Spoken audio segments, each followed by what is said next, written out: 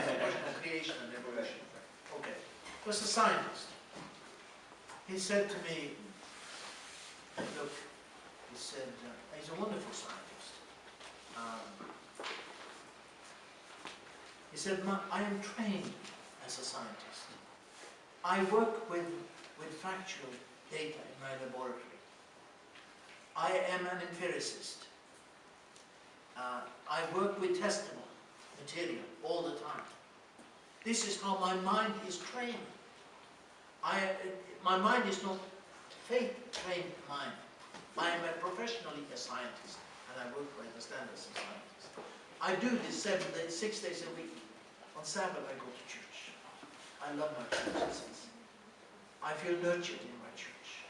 I feel fed. I feel fellowship with God. I feel fellowship with my brothers and sisters. I don't want to go anywhere else. He doesn't share my view on creation. I need to tell you that. He has a different view. Okay? So this is why we've had this. We've talked for hours together on this. So he takes a different view on this, and I talked to him about it, and he said it's the way my mind is trained. He said, this is my home. I love my church. I want to stay here. This is where I can worship God in a meaningful way with a community that I feel is my community. And you know what? Although he doesn't share my view entirely on creation, he differs also on significant points. I would consider it an honor to be his neighbor on the earth. He is a wonderful man. He is in his own way a believer. He is a believer. And Christ is still the main person of his life. And so there are people who will struggle with issues that we may have defined as a church without for themselves being able to reach specifically the point that I say this should be the norm. And these are the reasons for the norm. And still they somewhat adrift on it. I have to be able to accept their genuineness and to be able to reflect in my relationships with them the caring love of my Lord and Savior. If I cannot reflect the caring love of my Savior to anybody I meet on my way, I fail, not them. So that's the challenge I have. This is why I keep harping about this matter with relationships and how we treat people and how important it is that we treat people, because people is the only thing God is interested in saying. But at the same time, is there a way that we can I don't know. meet the I don't think there is distance? I don't think there is an accommodation way. It's a culture of the mindset. It's a mindset culture way inside our church. That we have to develop a culture where we love and accept people, also when they think slightly different from we. We have to do that.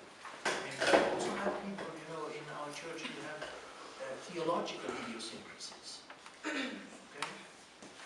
And who we have to find ways of being together as a family without ostracizing somebody who may deviate on some particular issues. We don't sacrifice the standards. We're just trying to love people so that we can communicate what we think is Christ's saving design and will. What would Christ show? Yeah, I think so. I have to ask myself all the time, what would Christ do in this situation? What would he do? He put up with some characters, didn't he, in his own day, including a woman of questionable repute. What would he do? So I have to ask myself that, I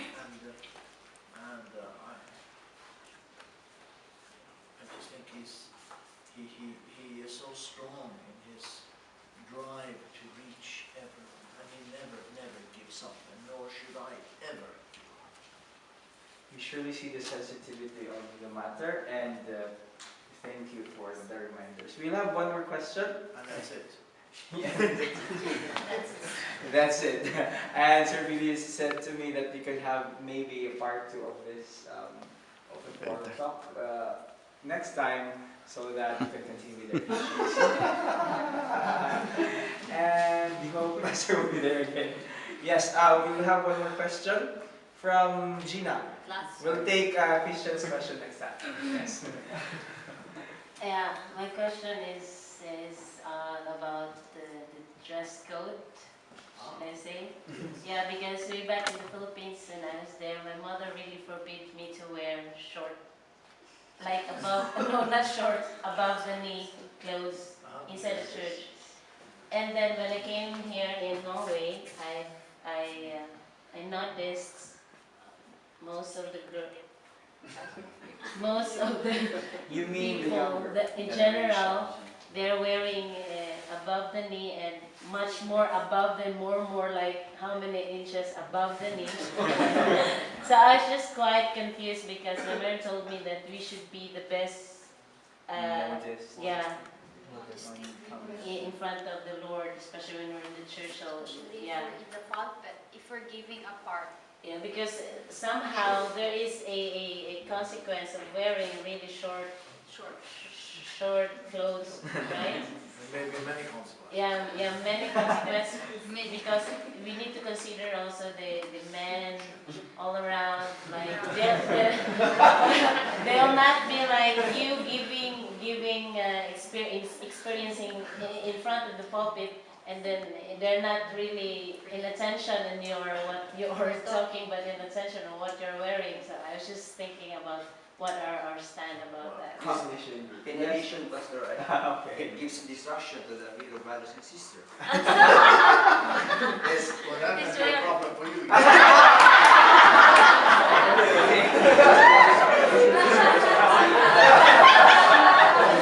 You're so concerned. I am not a specialist on this. I think modesty. To me, modesty comes to mind, and I think you have to, particularly if you take part in the service and you're going to be in public, I think you need to ask yourself. You won't be well dressed. You should be well dressed, and dress in a way which does justice to your body. Okay, so dress modestly, and I think you have to just ask yourself critically. Am I going to be an offense to somebody if I dress? If I am going to be an offense, don't dress like that. No. You just need to relax me because I'm not sitting in judgment on any single one of you here, and I'm not suggesting that to me you're all nicely dressed. If you're going to be in public, just think of the word modesty and whether you're going to be an offense to somebody. There may come a moment when you have to think of one of your weaker brethren as well.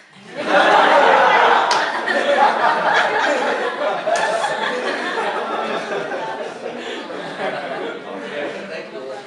That is a great way to end it up.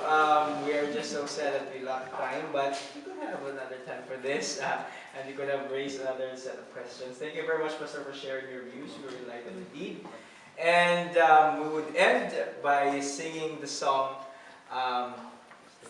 Side by Side We Stand. Let's all stand as we sing. Side by Side we stand together with our song leaders.